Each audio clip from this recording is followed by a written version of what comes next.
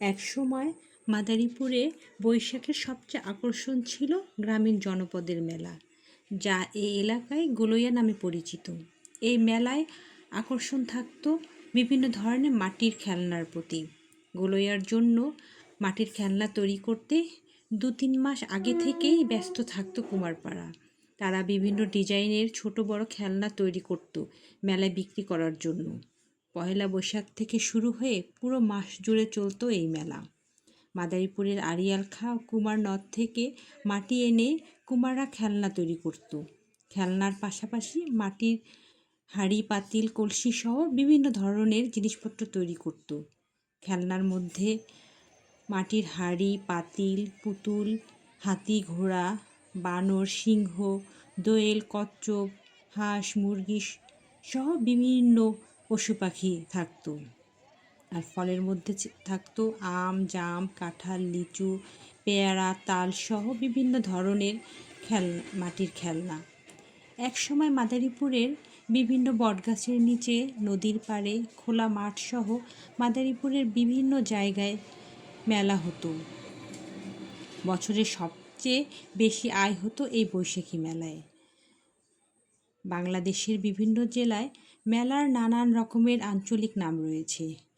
কোনো জেলায় মেলাকে গোলইয়া, কোথাও আড়ং, কোথাও হাটখোলা বলে থাকে। মাদারীপুরে মেলাকে ঐতিহ্যের দিক থেকে গোলইয়া বলে।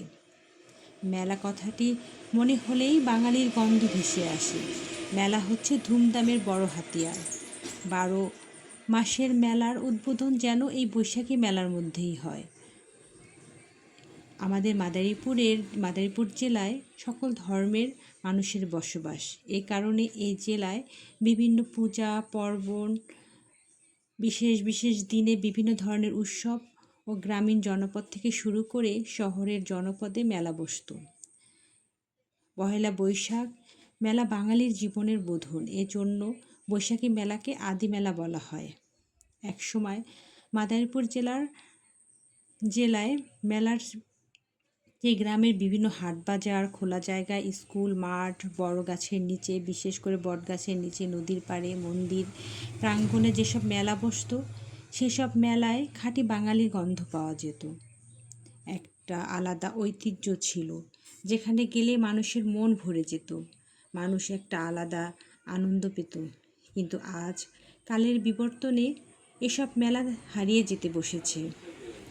তাই এইসব ঐতিহ্যকে ধরে রাখতে সবার এগিয়ে আসা উচিত। তবে বর্তমানে আধুনিকতার ছোঁয়ায় মেলা এখন অন্যভাবে অনুষ্ঠিত হয়। তবে সেই মেলায় আধুনিকতার ছোঁয়ার কারণে সেই মেলায় আসলে সেই যে বাঙালির যে একটা গন্ধ বাঙালির যে একটা ঐতিহ্য সেটা আসলে খুঁজে পাওয়া যায় না, সেটা হারিয়ে যেতে বসেছে। আস্তে আস্তে হয়তো এই যে 2-1টা জায়গায় যে গোলইয়া হচ্ছে মাদারীপুরে সেগুলো হয়তো একটা সময় থাকবে না। নতুন প্রজন্ম গোলইয়া কাকে বলে এই কথাটা তারা আসলে কখনো বুঝবেই না।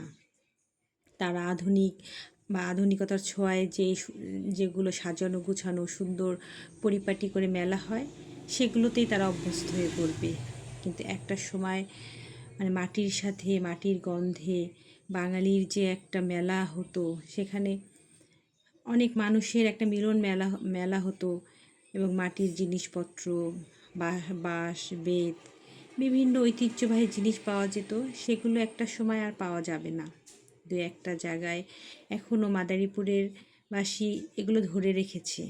আসলে এ ব্যাপারে যদি সবাই একটু এগিয়ে আসে তাহলে এই পুরনো ঐতিহ্যবাহী মেলাগুলো আবার আমাদের মাঝে ফিরে আসবে এবং এগুলো আসলেই আমাদের মাদারীপুরের ঐতিহ্য। শুধু মাদারীপুর না, এটা সারা বাংলাদেশেরই একটা চিত্র, সারা বাংলাদেশেরই একটা ঐতিহ্য। পুরো বাংলাদেশ থেকে এই ঐতিহ্যগুলো দিনে দিনে হারিয়ে যাচ্ছে। তাই আমাদের সকলের উচিত এইসব ঐতিহ্য ফিরে পেতে সকলকে একসাথে কাজ করা। তাহলে আমাদের নতুন প্রজন্ম এই মেলাগুলোকে নতুনভাবে দেখতে পাবে।